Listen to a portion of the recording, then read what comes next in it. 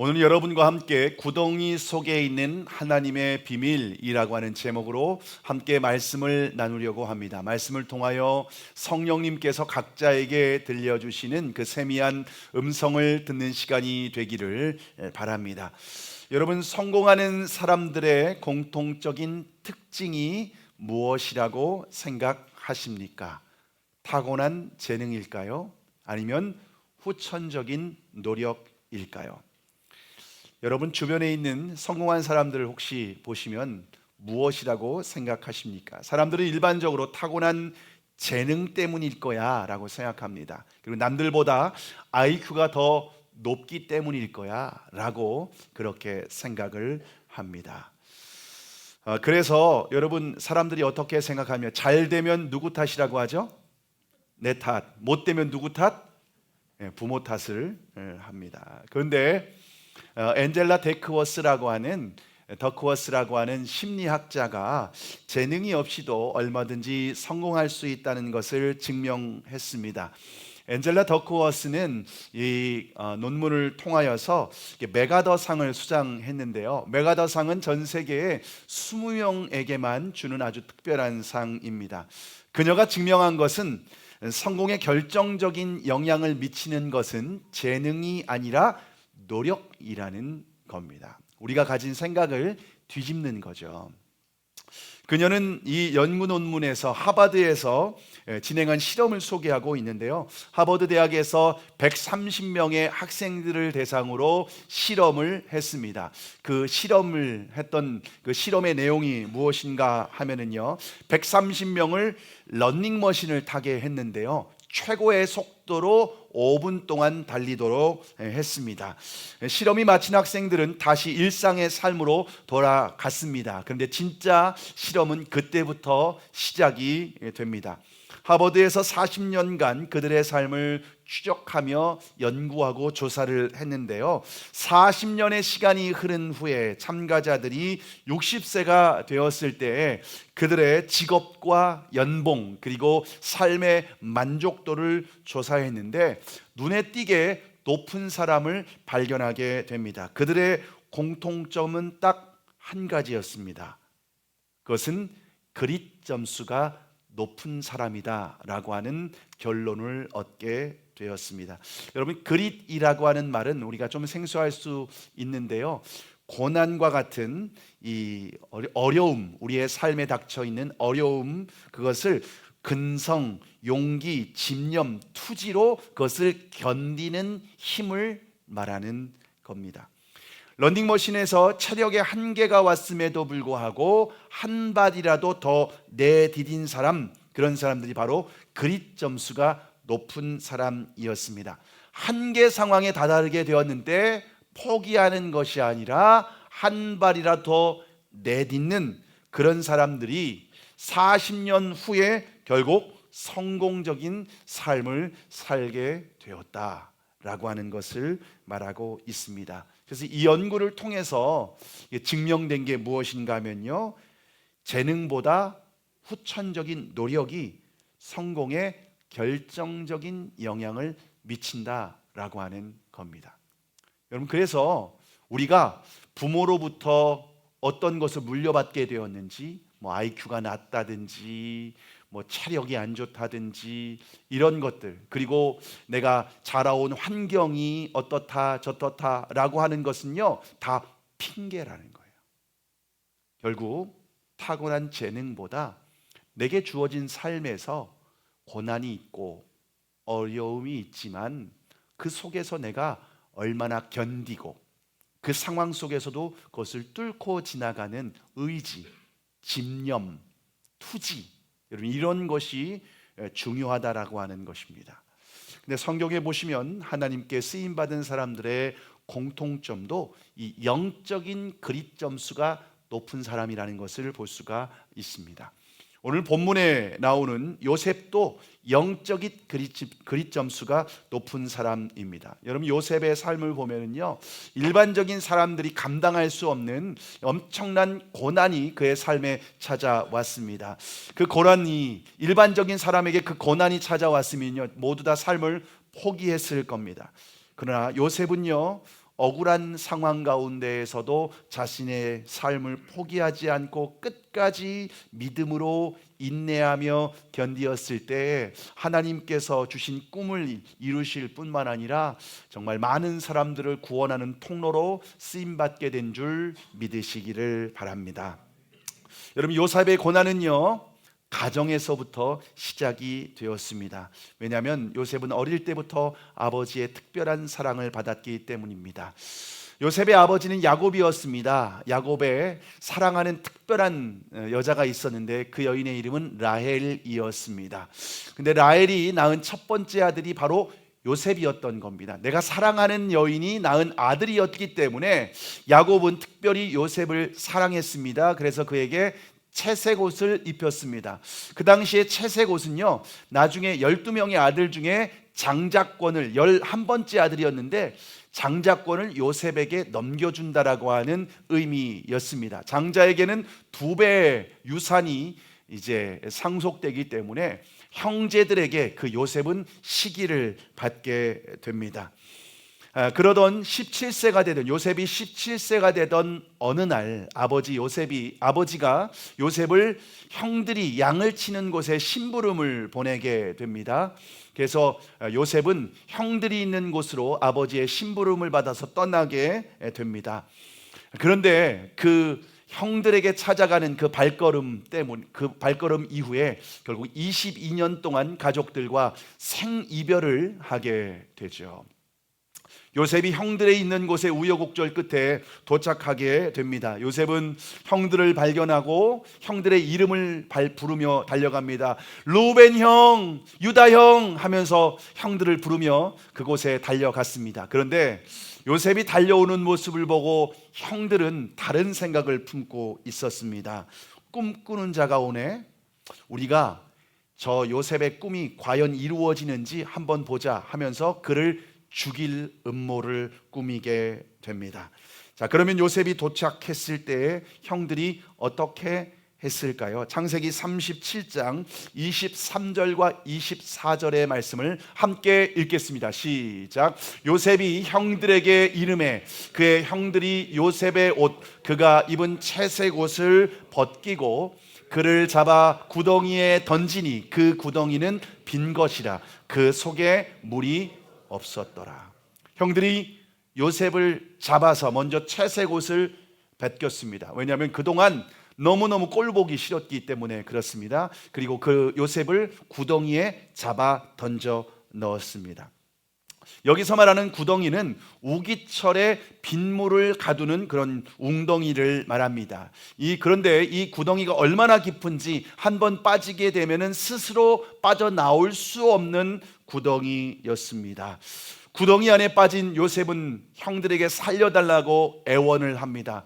내가 무슨 잘못한 게 있으면 용서해달라고, 내가 사과하겠다고, 형들 미안하다고, 무슨 오해가 있으면 풀었으면 좋겠다고 그렇게 사정을 합니다. 그런데 형들은 동생이 울부짖는 소리를 외면한 채 어떻게 죽일까 그렇게 궁리만 하고 있었습니다. 그때 마침 이스마엘 상인이 그 옆을 지나가게 됩니다. 그들은 타국에서 귀한 물건이나 노예를 사다가 애굽에 팔아 넘기는 상인들이었습니다. 이스마엘 상인을 보고 넷째 형이었던 유다가 형제들에게 제안을 합니다. 우리가 요셉을 죽이는 것보다 저 상인에게 팔아 넘기는 것이 어때? 라고 하면서 제안을 합니다. 형제들은 그 의견이 너무 좋다고 생각해서 은 20개를 받고 자신의 동생을 노예로 팔아버리게 됩니다. 요셉은 하루아침에 아버지의 사랑을 듬뿍 받는 아들에서 노예로 전락하고 말았습니다. 그 당시 요셉의 나이는 17살이었습니다. 고등학교 1학년밖에 안 된 아주 어린 나이였죠. 그런데 형들에게 배신을 당하고 믿었던 형들, 사랑하는 형들, 존경하는 형들에게 버림을 받고 이렇게 지금 노예로 팔려가는 비참한 신세가 되고 말았습니다. 요셉은 애굽의 노예 시장에서 꽤 인기가 많았습니다. 그래서 그 당시에 애굽의 국방부 장관이었던 보디발의 집에 노예로 팔려가게 됩니다. 그 당시에 노예는 인간이 아니라 짐승 취급을 받게 되었습니다. 언어도 통하지 않는 타국 땅에서 17세 소년이 감당하기에는 너무나 끔찍한 고난이었습니다. 보디발의 집에 노예로 팔린 요셉은 먼지 날리는 허드렛 일을 하면서 그렇게 인간 이하의 취급을 받게 됩니다. 그럼에도 불구하고 요셉은 낙심하거나 좌절하지 않았습니다. 그리고 시간이 날 때마다 애굽의 언어, 외국어를 배우면서 습득하면서 자신의 맡겨진 일에 최선을 다했습니다. 근데 하나님께서 지혜를 주셔서 빨리 언어를 습득할 수 있게 되었고, 그런 요셉의 총명함이 주인의 눈에 들게 되어서 집안에 있는 모든 일을 맡겼는데, 요셉에게 맡기기만 하면은 모든 일이 막 형통하게 풀리는 겁니다. 다른 노예에게 맡기면은 그 일이 꼬이고 엉망이 되는데, 요셉에게 맡기기만 하면은 뭐 일사천리로 일이 진행되는 것을 보게 됩니다. 그래서 이 보디발이라고 하는 국방부 장관이 자신의 집안의 모든 일을 주관할 수 있는 총무로, 가정 총무로 요셉을 세우게 됩니다. 여러분, 타국에서 끌려온 노예가 보디발의 집에 가정 총무가 된 것은 정말 초고속 승진이라고 말할 수가 있습니다. 자, 그러면 요셉이 하는 일이 모든 것이 형통할 수 있었던 비결이 무엇일까요? 창세기 39장 2절의 말씀을 우리가 함께 읽겠습니다. 시작. 여호와께서 요셉과 함께 하심으로 그가 형통한 자가 되어 라고 말하고 있습니다. 여러분, 요셉이 어떻게 그렇게 모든 일을 능숙하게 잘 처리할 수 있었는가? 하나님이 요셉과 함께 하셨기 때문인 줄 믿으시기를 바랍니다. 여러분, 하나님은 요셉이 아버지 집에 있을 때에도 함께 하셨습니다. 그리고 구덩이에 빠졌을 때도 함께 하셨습니다. 그리고 애굽의 노예로 풀려왔지만 보디발의 집에서도 요셉과 함께 하신 줄 믿으시기를 바랍니다. 이제 요셉의 삶이 조금 숨통이 트이고 일이 풀리는 듯 싶었습니다. 그런데 요셉의 삶에 또다시 고난이 찾아오게 됩니다. 보디발의 사모님이 요셉을 보기만 하면 윙크를 하기 시작하는 거예요. 사실 요셉이 처음 들어올 때부터 그 사모님의 눈빛이 심상치가 않았습니다. 왜냐하면 요셉이 좀 생겼거든요. 뭐 저같이는 아니지만 하여튼 훈남이었고 아주 잘생긴 미남이었습니다. 근데 어느 날 보디발의 아내가 하인들을 다 심부름을 보냅니다. 이제 집 안에는 보디발의 아내와 요셉 단 둘만 남게 되었습니다. 그때 보디발의 아내가 야시시한 옷을 입고 음흉한 눈빛으로 요셉을 바라보며 이렇게 말합니다. 요셉! 하면서 요셉을 유혹하기 시작을 합니다. 만약 요셉이 못 이기는 척 하면서 타협을 했다면 더 이상 고난은 없었을 것입니다. 그런데 요셉은 죄와 타협하지 않고 끝까지 믿음을 지키게 됩니다. 자, 그러면 혈기왕성한 이 젊은 요셉이 어떻게 그런 성적인 유혹을 이길 수 있었을까요? 여러분, 요셉이 고자였을까요? 아무런 유혹을 받지 않는 그런 고자였을까요? 근데 요셉이 나중에 총리가 된 이후에 결혼해서 므낫세와 에브라임 두 아들을 낳은 걸 보면 고자가 아니었다는 것은 분명합니다. 자, 그러면 보디발의 아내가 완전 비호감이었을까요? 몸매는 34, 34, 34 완전 드럼통의 그런 몸매를 가진 비호감의 여인이었기 때문에 아무런 성적인 유혹을 느끼지 못했을까요? 여러분, 그런데 역사적으로 보면요, 이집트의 여인들은요 세계적인 미인입니다. 여러분이 알고 있는 클레오파트라 많이 들어보시지 않았나요? 그 여인이 바로 애굽의 여인이었습니다. 여러분, 클레오파트라를 그 왕비를 차지하기 위해서 로마의 안토니우스와 옥타비아누스가 전쟁을 악티움이라고 하는 전쟁을 할 정도로 여러분 그 여인은 뛰어난 여인이었습니다. 여러분 이집트에서는 기본이 김태희, 송혜교, 전지현 수준입니다. 길거리에 널려 있는 사람들이 김태희, 전지현, 송혜교였습니다.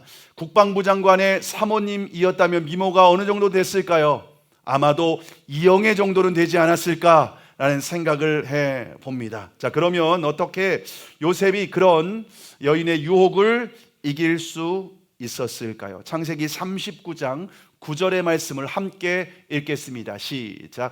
이 집에는 나보다 큰 이가 없으며 주인이 아무것도 내게 금하지 아니하였어도 금한 것은 당신뿐이니 당신은 그의 아내임이라. 그런즉 내가 어찌 이 큰 악을 행하여 하나님께 죄를 지으리까. 여러분 보디발의 아내가 그렇게 유혹했지만은 요셉이 넘어가지 않았던 이유는 하나님 때문이었다는 겁니다.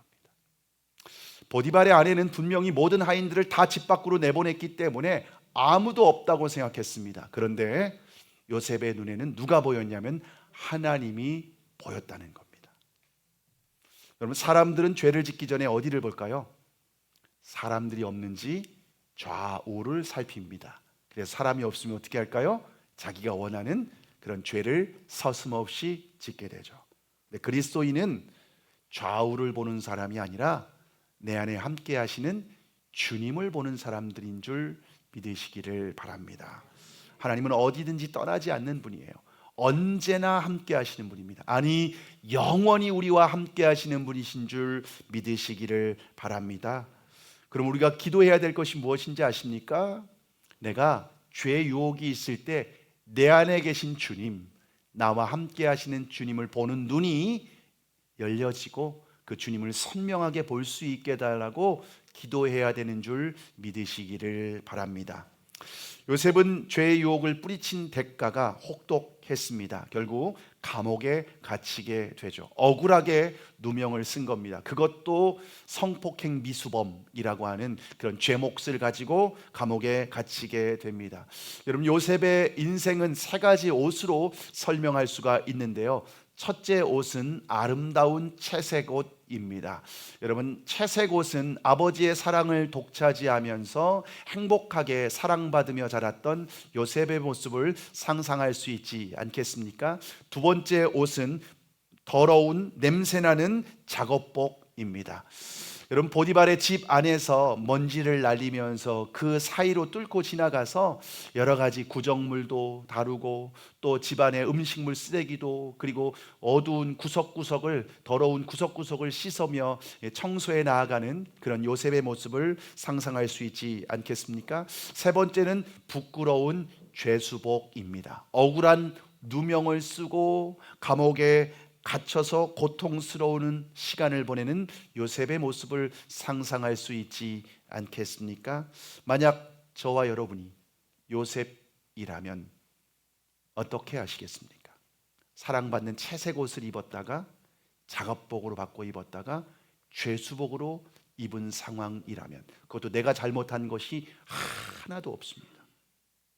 억울하게 다른 사람들의 손에 의해서 이런 고통스러운 시간을 보내고 있다면 어떻게 하시겠습니까? 하나님, 나와 함께 하신다면서요. 근데 왜 내 인생에는 이런 일이 있어야 하죠? 도대체 제가 뭘 잘못했죠? 하나님, 나 사랑하시는 거 맞나요? 어쩌면 하늘을 향해서 삿대질을 하면서 하나님을 원망할 수 있지 않겠습니까? 그런데 끝까지 요셉은 하나님을 원망했다는 기록은 어디에도 없습니다.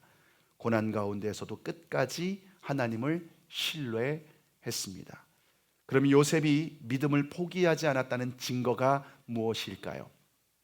요셉이 감옥에서 이제 또 열심히 일을 하니까 또 감옥에서도 인정을 받게 됩니다. 그래서 고위 인사들을 섬기는 일을 맡겼는데요. 하루는 술관원장과 떡관원장관이 이 감옥에 들어오게 됩니다. 그리고 그 두 사람이 동시에 꿈을 꾸게 됩니다. 꿈을 꿨는데 그 꿈이 자신의 미래를 보여주는 꿈 같아서 굉장히 고민이 많았습니다. 그래서 고심하고 있는데 그 고민하는 모습을 요셉이 발견하고 난 후에 요셉이 그들에게 뭐라고 하는지 아십니까? 창세기 40장 8절의 말씀을 함께 읽겠습니다. 시작. 그들이 그에게 이르되 우리가 꿈을 꾸었으나 이를 해석할 자가 없도다. 요셉이 그들에게 이르되 해석은 하나님께 있지 아니하니까 청하 가운데 내게 이르소서. 지금 여러분, 요셉은요 감옥에 갇혀 있는 상황입니다.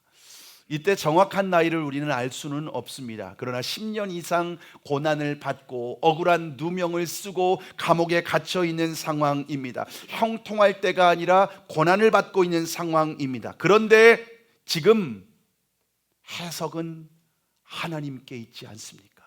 이 말은 무슨 말입니까? 요셉은 여전히 하나님을 한결같은 믿음으로 신뢰하고 의지하고 있다는 것을 우리에게 보여주는 줄 믿으시기를 바랍니다. 여러분, 요셉은 끝까지 하나님을 신뢰했어요. 이게 바로 영적인 그릿이라는 거예요. 어떤 상황에서도 어떤 환경에서도 하나님을 포기할 수 있음에도 불구하고 포기하지 않고 끝까지 하나님만 믿고 의지하는 것, 이것이 바로 영적인 그릿인 줄 믿으시기를 바랍니다. 자, 그러면 요셉은 믿음의 사람이었기 때문에 이런 고난이 닥쳐도 전혀 힘들지 않았겠죠. 억울한 일을 당해도 전혀 눈물 하나 한 방울 보이지 않고 바늘로 찔러도 끔쩍하지 않는 그런 강한 사람이었겠죠. 그렇지 않습니다. 그건 요셉을 모르고 하는 말입니다. 요셉은 끝까지 믿음을 포기하지 않았지만 그는 너무나도 많은 고통과 힘든 시간을 보낼 수밖에 없었습니다. 그 단서가 요셉이 낳은 아들들의 이름을 보면 알 수가 있는데요. 첫째 아들의 이름은 므낫세라고 지었습니다. 그 이름의 뜻이 무엇인가 하면 나의 모든 고난과 나의 아비의 온 집 일을 잊어버리게 하셨다. 내 모든 고난, 내가 감당할 수 없고 내가 버티기 너무 힘든 이 고난을 하나님이 그래도 자식을 낳고 이제는 잊혀지게 하셨다. 두 번째 아들의 이름은 에브라임인데요. 그 뜻이 나의 고생한 이 땅에서 창성하게 하셨다. 요셉에게 애굽은요 고생밖에 기억 안 나는 땅입니다. 고생한 땅, 너무나도 괴로운 땅, 밤잠을 이루지 못한 땅, 억울한 일을 당한 땅.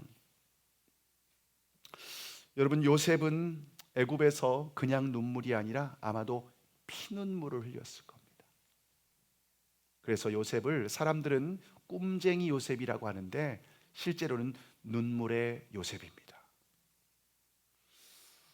저와 여러분의 삶 가운데에도 요셉과 같은 고난이 찾아올 수가 있습니다. 억울한 일이 있을 수 있어요. 우리의 삶에 다른 사람들의 손에 의해서 고통을 당할 때가 있다는 겁니다. 그럴 때 여러분, 우리의 마음에 그런 생각이 들어요. 하나님, 나 사랑하는 거 맞나? 하나님, 나와 함께 하시는 거 맞나? 하나님, 내 기도 들으시는 거 맞나?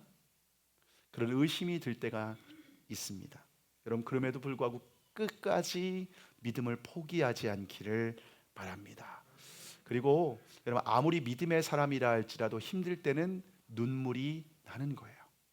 우리는 눈물이 나면은 울고 하나님 앞에 정말 큰 소리로 눈물을 흘리며 기도하면 마치 믿음이 없는 사람처럼 생각할 수 있는데 여러분, 그렇지 않아요.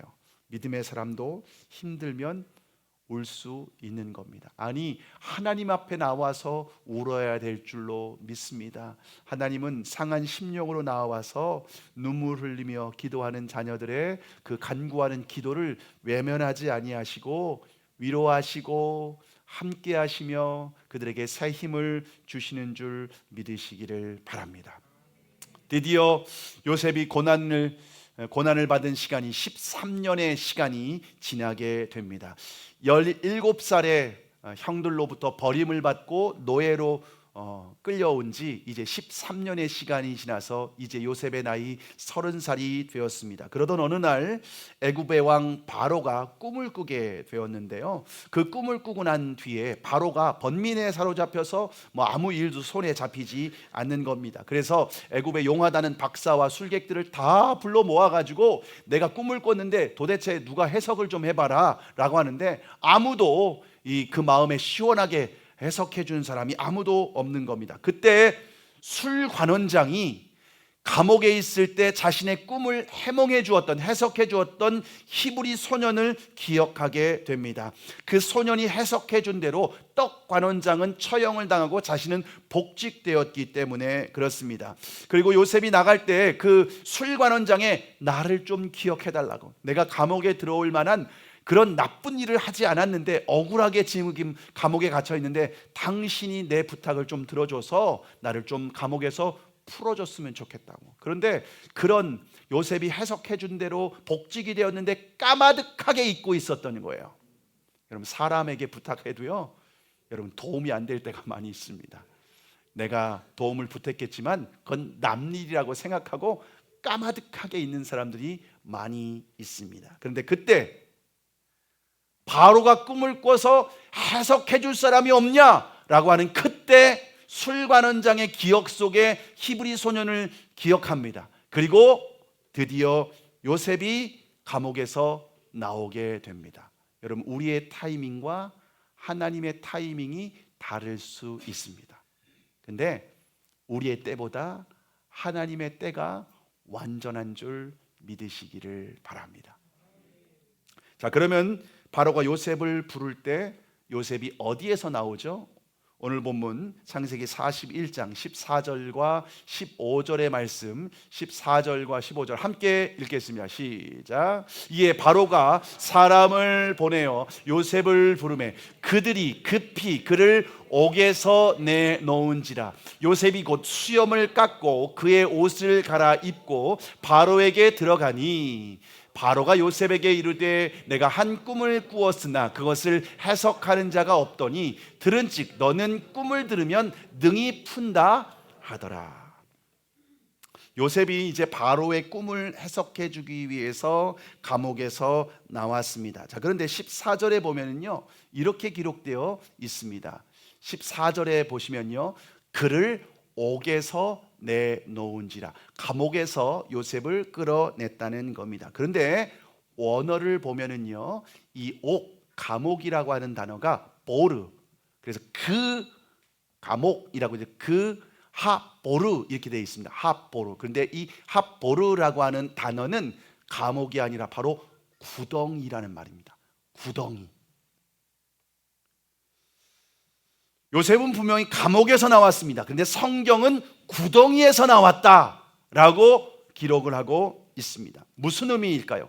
창세기 37장 24절에 보면 형들이 요셉을 하보르 그 구덩이에 던져 넣었습니다. 그런데 더욱 정확하게 말하면 요셉을 구덩이에 던져 넣은 사람은 형들이 아니라 바로 하나님이었다는 겁니다.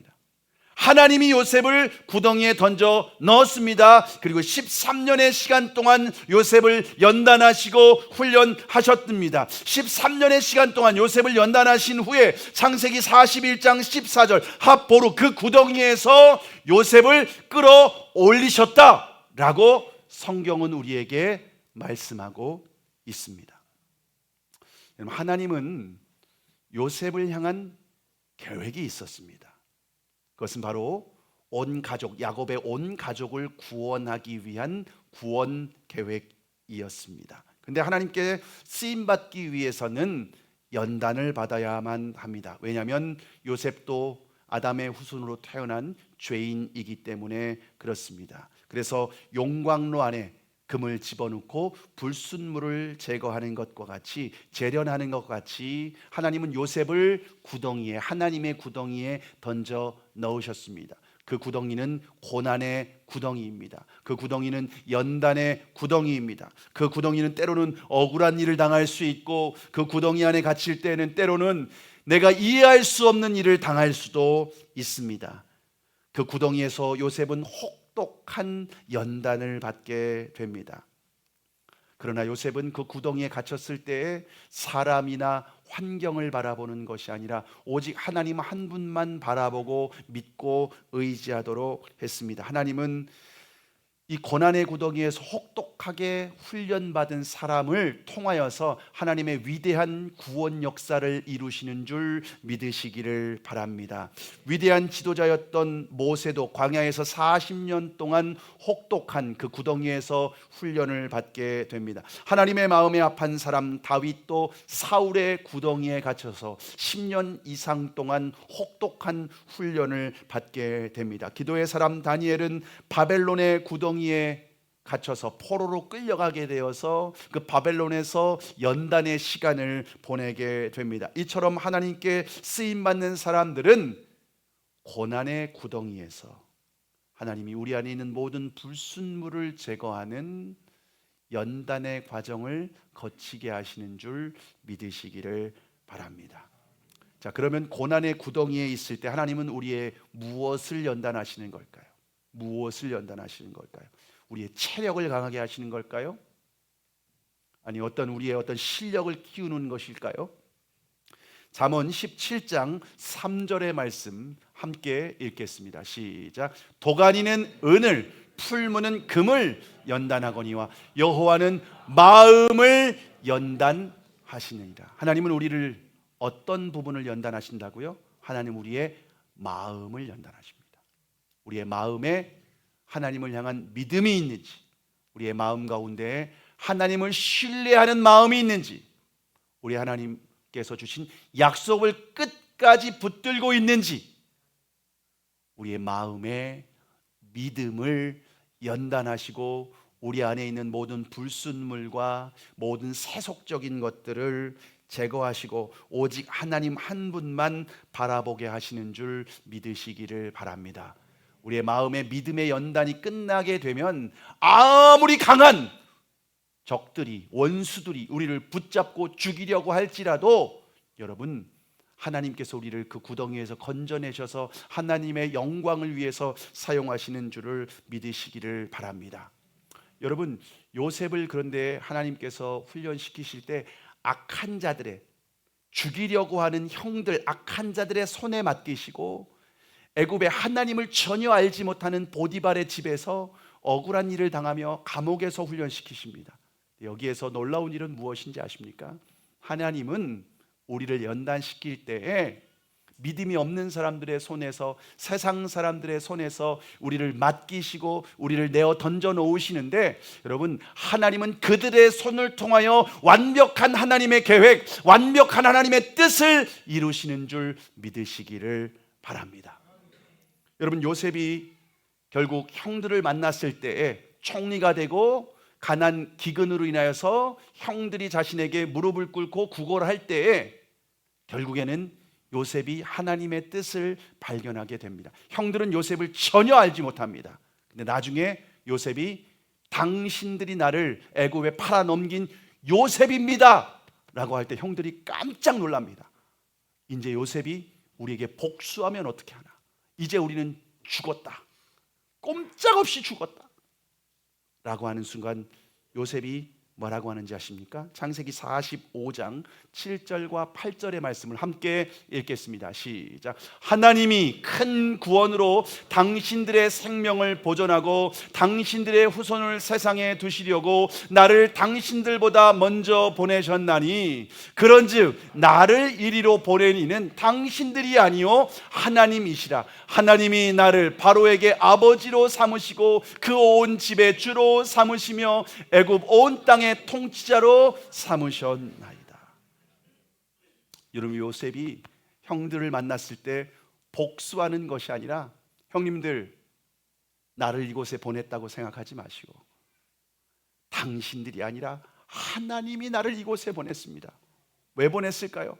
하나님이 당신들의 가족, 우리 가족의 생명을 구원하기 위해 나로 먼저 애굽에 보냈고, 나는 이제 애굽의 바로 왕의 아버지처럼 존경받고 모든 것을 내가 임으로 통치할 수 있는 최고의 자리로 하나님께서 나를 올려주셨습니다. 여러분, 요셉이 열심히 노력해서 그 자리까지 올라갈 수 있을까요? 타국 땅에서 애굽 땅, 이집트의 최고의 그런 나라의 총리까지 올라갈 수 있을까요? 밤낮으로 공부하고 열심히 노력한다 할지라도 절대로 요셉이 애굽의 총리 자리까지 올라갈 수가 없습니다. 그런데 하나님은 요셉을 통하여 가족들을 구원하기 위한 놀라운 계획이 있었기 때문에 애굽으로 가야만 했었고, 그리고 왕궁에서 총리가 되어야 되기 때문에 감옥에 들어갔었던 겁니다. 모든 일에는 하나님의 놀라운 섬세하고 완전한 하나님의 계획 속에 요셉이 결국 연단받고 쓰임받게 된 줄 믿으시기를 바랍니다. 여러분, 그럴 때 형들을 용서할 수 있게 되었고, 형들을 오히려 구원하고 형들을 오히려 축복할 수 있게 된 줄 믿으시기를 바랍니다. 저와 여러분에게 허락하신 모든 일은 결코 우연이 아닙니다. 반드시 하나님의 뜻이 있습니다. 마태복음 10장 29절에서 31절의 말씀 함께 읽겠습니다. 시작. 참새 2마리가 한 앗사리온에 팔리지 않느냐? 그러나 너희 아버지께서 허락하지 아니하시면 그 하나도 땅에 떨어지지 아니하리라. 너희에게는 머리털까지 다 세신 바 되었나니 두려워하지 말라. 너희는 많은 참새보다 귀하니라. 여러분, 하나님이 보실 때 참새가 귀할까요? 우리가 귀할까요? 비교할 수 없죠. 우리는 하나님께서 외아들을 십자가에 내어주실 만큼 우리를 사랑하셨다라고 말씀하고 있습니다. 그래서 우리는 머리털 하나까지 다 세신다고 말씀하십니다. 참새 한 마리가 죽는 것도 그냥 죽는 일이 없거늘 하물며 너희일까 보냐. 우리의 삶에 일어나는 모든 일, 크고 작은 일이라 할지라도 결코 우연이 아니고 하나님의 계획과 뜻 가운데 이루어지는 줄 믿으시기를 바랍니다. 하나님은 요셉을 사용하시기 위해서 혹독한 고난 가운데 던지시고 그를 연단하신 후에 하나님의 영광과 가족 구원을 위해서 요셉을 귀하게 사용하신 줄 믿으시기를 바랍니다.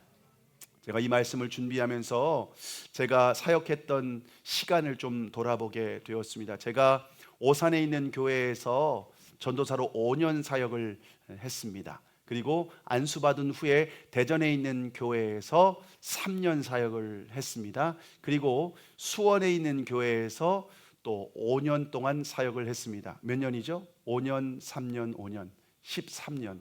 그러고 보니까 요셉과 같네요. 13년의 시간 동안 하나님이 저를 훈련하시고 연단하셨는데, 여러분, 오산에 있을 때는 청소년 사역을 하고 교육국 사역을 했습니다. 그리고 대전에 있는 곳에서는요, 장년 교육 사역을 하고 그곳에서 교육 사역과 수석 목사로서 그 교회 전반적인 일들을 다 감당하게 되었습니다. 그런데 그곳에 있을 때는요, 새벽 3시 반에 일어나 가지고 새벽 3시 50분에 봉고차를 끌고 나아갑니다. 그래서 한 2시간 동안 운전을 해서 교회에 돌아오면 새벽 예배를 드리고 끝나자마자 기도할 시간도 없이 그분들을 모셔드려야만 했습니다. 정말 힘든 시간이었고, 그때는 또 제 둘째 아이가 태어났을 때였는데 아내는 2아이를 양육하느라 하루 종일 시달리고 밤에 새벽에 일찍 일어나서 나가야 되는데 둘째 아이가 새벽 1시 되면 꼭 일어나서 이렇게 원인도 알 수 없는데 계속 우는 거예요. 그러면 그 아이를 안고 어떻게 해서든지 재우다가 또 이렇게 새벽에 또 일어나서 그런 시간들을 계속 보내야만 했습니다. 수원에서 사역할 때는 새가족 사역, 교구 사역, 어머니 기도회 사역, 또 상담 사역, 여러 가지 일들을 감당하게 되었습니다. 근데 거기에서 저에게 역사관을 또 만들라는 거예요. 역사 자료가 하나도 없는데 역사관을 만들라고 하는 겁니다. 그럼 어떻게 만듭니까? 그런데 인테리어라든가 이런 공사를 한 번도 안 해봤는데 거기에서 열심히 해서 역사관을 만들고 로비를 공사하고 그렇게 하면서 제 온몸이 막 망가지고 힘들어가지고서 거의 이렇게 고개도 숙일 수 없을 정도로 힘든 시간을 보냈습니다. 그리고 나서 하나님의 때가 되었을 때 이곳에 개척하니까, 개척교회는 공사할 때가 한두 군데가 아닙니다. 매주 공사를 해야 되는 그런 일을 하나님은 지난 시간을 통해서 저를 훈련하셔서 이렇게 사역을 감당할 수 있게 하신 줄 믿으시기를 바랍니다. 지금 여러분이 빠진 구덩이는 어떤 구덩이입니까? 건강의 구덩이입니까? 물질의 구덩이입니까? 아니면 인간관계의 구덩이입니까? 자녀의 구덩이입니까? 그 어떤 구덩이라 할지라도 하나님께서 허락하셨다는 겁니다. 완전하신 하나님, 실수가 없으신 하나님이 허락하신 고난이고, 그 고난에는 하나님의 뜻이 있습니다. 그 고단이 속에 있을 때는 하나님의 뜻을 알 수 없습니다. 그러나 하나님의 때가 되면은 그 구덩이에서 건져 올리실 것입니다. 그리고 그때 하나님의 비밀이 풀리게 될 것이고, 하나님은 저와 여러분을 향한 구원 계획을 완성하실 줄 믿으시기를 바랍니다. 마지막으로 장석주 시인의 대추 한 알이라고 하는 시를 제가 읽어드리려고 합니다. 시를 제가 좀 준비를 했는데 읽어드리겠습니다. 저게 저렇게 붉어질 리는 없다. 저 안에 태풍 몇 개, 저 안에 천둥 몇 개, 저 안에 벼락 몇 개. 저게 저 혼자 둥그러질 리는 없다. 저 안에 무서리 내리는 몇 밤, 저 안에 땡볕 두어 달, 저 안에 초승달 몇 날. 여러분, 보잘것없는 대추 하나를 만들기 위해서도 견뎌야 되는 태풍과 천둥, 그리고 벼락이 있다는 겁니다. 하물며 저와 여러분이 예수님의 형상을 담고 하나님의 구원의 완성을 이루기 위해서 받아야 될 연단과 고난이 얼마나 많겠습니까? 그러므로 우리의 삶에 어떤 고난이 닥칠지라도 여러분 절대로 믿음을 포기하지 말고 끝까지 하나님을 의지하고 신뢰하시기를 바랍니다. 그러면 하나님의 완전한 뜻이 우리의 인생을 이끌어가서 결국 우리를 향한 하나님의 그 계획이 성취되고 우리가 하나님의 영광을 위하여서 쓰임받는 하나님의 사람들이 될 줄 믿으시기를 바랍니다. 그렇게 끝까지 하나님 앞에 믿음으로 승리하여 쓰임받는 저와 여러분이 되기를 주님의 이름으로 축복합니다.